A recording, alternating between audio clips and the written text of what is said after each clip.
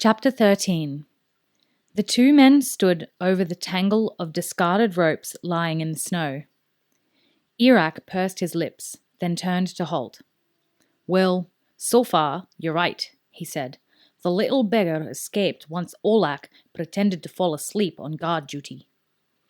He glanced sideways at the large Skandian who had been assigned to the last watch.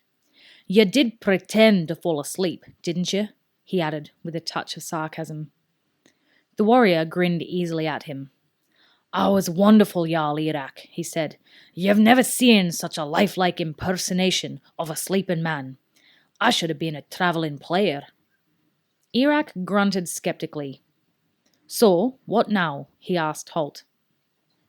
"Now, I follow him while he leads me to the main body of Temujai," the ranger said, "as we discussed last night." "I've been thinking about that," Iraq replied, "and I've decided we're going to make a change. I'm going with you." Halt had been walking towards the spot where the horses were tethered. He stopped and turned to face the Skandian leader, a determined look on his face.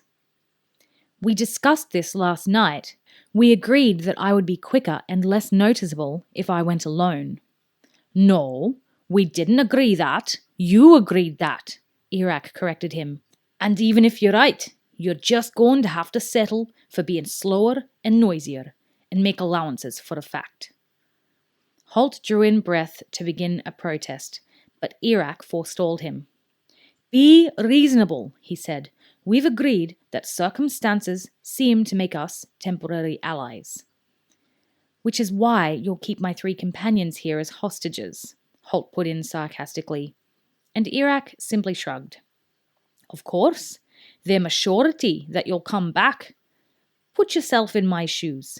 If there is a Temujai army out there somewhere, I don't want to take a second-hand report to my Oberjarl. I want to see it for myself. So I'm coming with you. I may need you to track the prisoner, but I can do my own looking." He paused, waiting to see Halt's reaction. The ranger said nothing, so Iraq continued. "After all, the hostages might ensure that you come back, but they are no guarantee that you'll give me an accurate report, or even an honest one." Halt seemed to weigh the statement for a few seconds. Then he saw a possible advantage. "All right," he agreed, "but if you're coming with me, there's no need to keep my companions as hostages to guarantee my return. Let them go back across the border while you and I go find the Temujai." Iraq smiled at him and shook his head slowly. "I don't think so," he replied. "I'd like to think that I can trust you, but there's really no reason why I should, is there? If you know my men are holding your friends, it might make you less likely to stick one of those knives in me the minute we're out of sight over the hill there."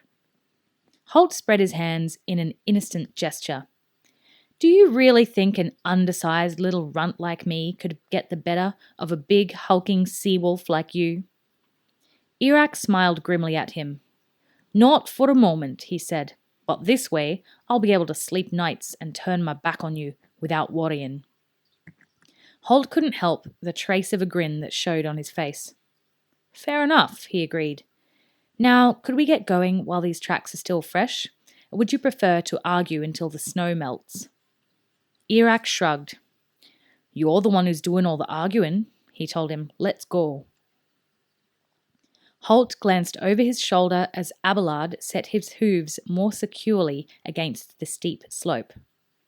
Behind him, Iraq was swaying insecurely on the back of the Temujai horse. The captive had made his escape on foot, and Halt had decided that the small, shaggy, and sure-footed steppes pony would be a better mount for Iraq than either of Horace's battle horses. The Skandian warriors, as was their custom, had been travelling on foot. "I thought you said you could ride," he challenged, as the Jarl grabbed nervously at his mount's shaggy mane, holding himself in the saddle more by brute strength than any inherent sense of balance. "I did," Iraq replied through gritted teeth. "I just didn't say I could ride well." They had been following the escaped Temujai's warriors' trail all day. After making their way through the Serpent Pass, their trail had swung back in an arc from the Teutland border, and they were some 30 kilometres into Skandian territory once more. Halt shook his head, then went back to peering at the ground in front of them, looking for the faint traces that the fleeing Temuj had left behind him. "He's very good," he said quietly. "Who's that?" Irak asked, the last word being torn from him as the horse lurched and slid a few steps. Halt indicated the trail he was following. The Skandian looked but couldn't see a thing. "The Temuj," Halt continued. "He's covering his tracks as he goes. I don't think your man would have been able to follow him." Which was the crux of the matter. When Halt and Irak had agreed to join forces the previous night, it had been the result of their mutual need. Halt's natural inclination had been to see what the Temujai were up to. Irak had the same need. But he also had need of Halt's tracking skills. He was only too aware of his own man's limitations. "Well," he said jerkily, "that's why you're here, isn't it?" "Yes," Halt smiled grimly. "The question is, why are you?" Irak wisely said nothing. He concentrated his efforts into staying astride the shaggy horse as it struggled up the steep slope, under the unaccustomed weight of the bulky Skandian sea captain. They came to the crest with a sudden rush, their horses scrambling the last few meters through the wet snow.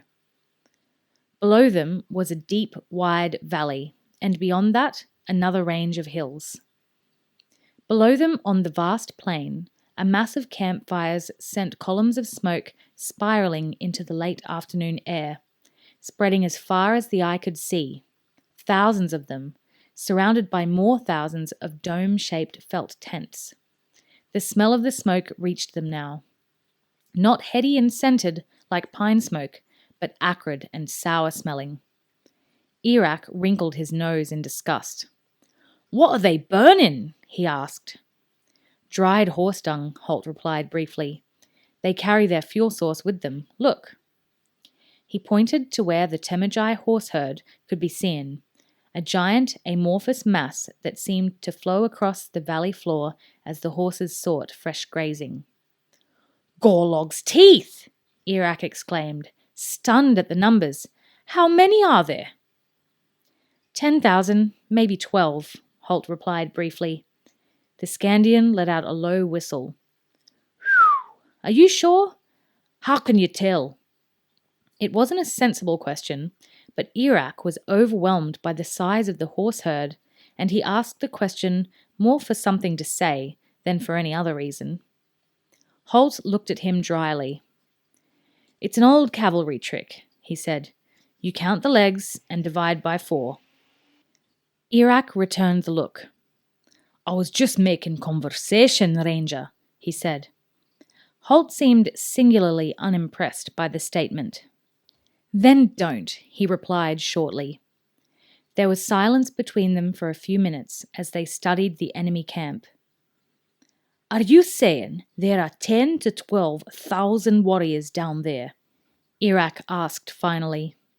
The number was a daunting one.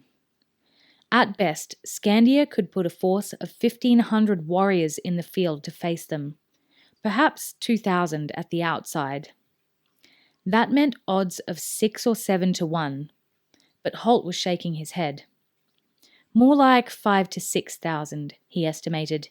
Each warrior will have at least 2 horses. There are probably another 4 to 5,000 personnel in the baggage train and supply columns, but they wouldn't be combatants." That was a little better, thought Irak. The odds had reduced to about 3 or 4 to 1. A little better, he thought. Not a lot. Not by a long way.